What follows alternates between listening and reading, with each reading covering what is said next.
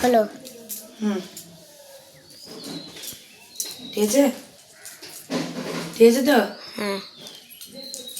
Hello বন্ধুরা, আমি হাজির বান্টিস ক্রিয়েশনে তোমাদেরকে লাস্ট মিনিট সাজেশন দেওয়ার জন্য। বন্ধুরা, তোমাদের আজকে জীবন বিজ্ঞান পরীক্ষা, সবাই ভালো করে পরীক্ষাটা দাও আর যাতে এক ঝলকে দেখেই তোমরা বাজিমাত করে দিতে পারো আজকের পরীক্ষা।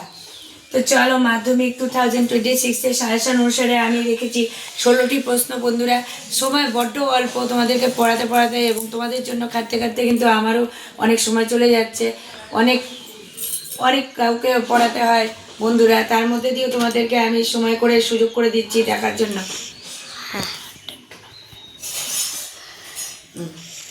তাহলে চলো দেখো 1 নম্বর প্রশ্ন কি আছে। প্রত্যেকটি ভিভিআই বন্ধুরা। 1 নম্বর হচ্ছে ফিলোজফিক জুলজিক। ফিলোজফিক জুলজিক এই গ্রন্থটি বন্ধুরা কে লিখেছেন? এর লেখক হচ্ছেন ল্যামার্ক। মনে রাখবা ল্যামার্ক। ল্যামার্ক থেকে কিন্তু এক না একটা কোশ্চেন হয়ই, ঠিক আছে। আর কোনোটি ল্যামার্কের কোশ্চেন আছে সেটা আগে দেখে নিচ্ছি চলো। ব্যবহার ও অপব্যবহার। ব্যবহার ও অপব্যবহার কার মতবাদ? ল্যামার্কের, ঠিক আছে। তাহলে ফিলোজফিক জুলজিক আর হচ্ছে ব্যবহার ও অপব্যবহার, এই দুটার যে কোনো কোশ্চেন আসুক উত্তর হবে ল্যামার্ক। তারপর কি আছে? সমসমস্ত অঙ্ক। সমসমস্ত অঙ্ক কাদের কাদের হয় জেনে রাখো বন্ধুরা। তিমির প্যাডেল। তিমি চেনো? তিমি একটা মাছের নাম হয়। তো তিমি হচ্ছে প্যাডেল, পাখির ডানা এবং মানুষের হাত। তো এছাড়া সমসমস্ত অঙ্গ থেকে বন্ধুরা আর কি কি ইম্পর্টেন্ট দেখে নাও। সমস্ত অঙ্গ থেকে আরেকটি কোশ্চেন আসতে পারে বন্ধুরা, সেটা হচ্ছে এটা, আলুর স্ফীতকন্দ। আলুর স্ফীতকন্দ ও ফণী মনসার পর্ণকাণ্ড, এই দুটোও কিন্তু সমস্ত অঙ্গের উদাহরণ। কি কি হলো? আলুর স্ফীতকন্দ এবং ফণী মনসার পর্ণকাণ্ড, এগুলোও কিন্তু সমস্ত অঙ্গ থেকে ইম্পর্টেন্ট আছে এবারের জন্য। আচ্ছা, পরবর্তী কোশ্চেন চলে যাও। শ্বাসমূল দেখা যায় কোন উদ্ভিদে? শ্বাসমূল বন্ধুরা ইংলিশে থাকতে পারে নিউ মেটাফোর। নিউ মেটাফোর মনে রাখবে, নিউ মেটাফোর আসলেও তাই, শ্বাসমূল আসলেও তাই। দেখা যায় হচ্ছে বন্ধুরা সুন্দরী গাছে। আর হচ্ছে সুন্দরী গাছের জন্যই কিন্তু সুন্দরবন ইউনেস্কো অ্যাওয়ার্ডটি পেয়েছে। ইউনেস্কো অ্যাওয়ার্ড যদি লেখা থাকে, ইউনেস্কো বানানটি দেখে নাও, UNESCO, ইউনেস্কো। ইউনেস্কো নামে যে পরিচিত হলো সুন্দরবন, সেটা কিন্তু সুন্দরী গাছের জন্য। তাহলে সুন্দরবন জায়গাটির নাম আসবে সুন্দরবন লিখে দিবে যদি আসে এটি। এটা আমি একটি এক্সট্রা তোমাদেরকে ঠিক বলে দিলাম। তারপর দেখো, প্রাকৃতিক নির্বাচনবাদের প্রবক্তাকে? প্রাকৃতিক নির্বাচনবাদের প্রবক্তা চার্লস ডারউইন। বন্ধুরা চার্লস ডারউইন হবে, এটাও কিন্তু ইম্পর্টেন্ট আছে একই রকম। আচ্ছা, মানুষের একটি নিষ্ক্রিয় অঙ্গের নাম কি? মানুষের একটি নিষ্ক্রিয় অঙ্গ যেটি কোনো কাজে আসে না বন্ধুরা, সে হচ্ছে অ্যাপেন্ডিক্স। অ্যাপেন্ডিক্স। তারপরে বন্ধুরা, কুমিরের হৃৎপিণ্ডে। কুমিরের হৃৎপিণ্ডে কটি প্রকোষ্ঠ থাকে? কুমিরের হৃৎপিণ্ডে বন্ধুরা 4টি। আনসার হবে 4টি। আচ্ছা চলো আরেকটি প্রশ্ন, এটা খুবই ইম্পর্টেন্ট বন্ধুরা। বংশগতির জনক কাকে বলা হয়? বংশগতির জনক বলা হয় গ্রেগর জোহান মেন্ডেল, ঠিক আছে। গ্রেগর জোহান মেন্ডেল তোমরা পড়েছো, শুধু মেন্ডেল আসতে পারে, মেন্ডেল আসলে কিন্তু অ্যান্সার মেন্ডেলই হয়ে যাচ্ছে। আচ্ছা বন্ধুরা আরেকটি জেনে নাও, একই জিনের বিভিন্ন রূপভেদকে কি বলা হয়? একই জিনের বিভিন্ন রূপভেদ তাকে কি বলা হয়? অ্যালিল। অ্যালিল বলা হয়, অ্যালিল। আচ্ছা বন্ধুরা, বর্ণান্ধ মানুষ যে রং পৃথক করতে পারে না, বর্ণান্ধ মানুষ যখন রং পৃথক করতে পারে না, সেটি কোন রং হয় বন্ধুরা? সবুজ রং। মনে রাখবে, সবুজ রং।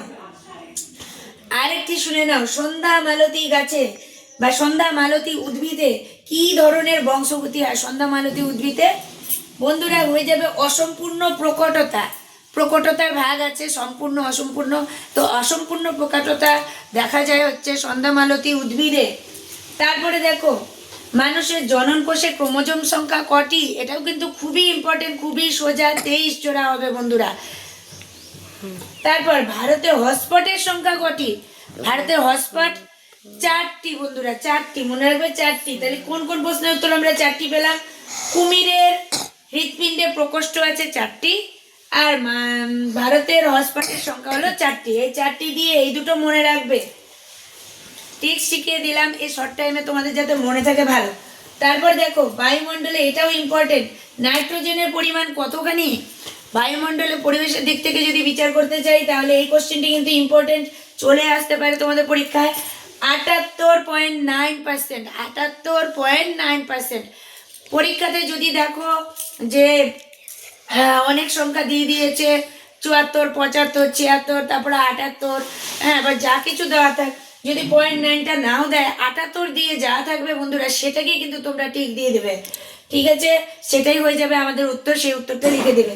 আমাদের আজকের এই সুন্দর এপিসোডটি যদি তোমাদের ভালো লেগে থাকে লাইক কমেন্টের মাধ্যমে জানাতে ভুলো না, এবং চ্যানেলটি সাবস্ক্রাইব করে অল বাটনটি প্রেস করো। যারা নতুন বন্ধু, যারা দশম শ্রেণীতে উঠেছো তাদেরও কিন্তু একইভাবে কিন্তু তাদের জন্য এটা গুরুত্বপূর্ণ।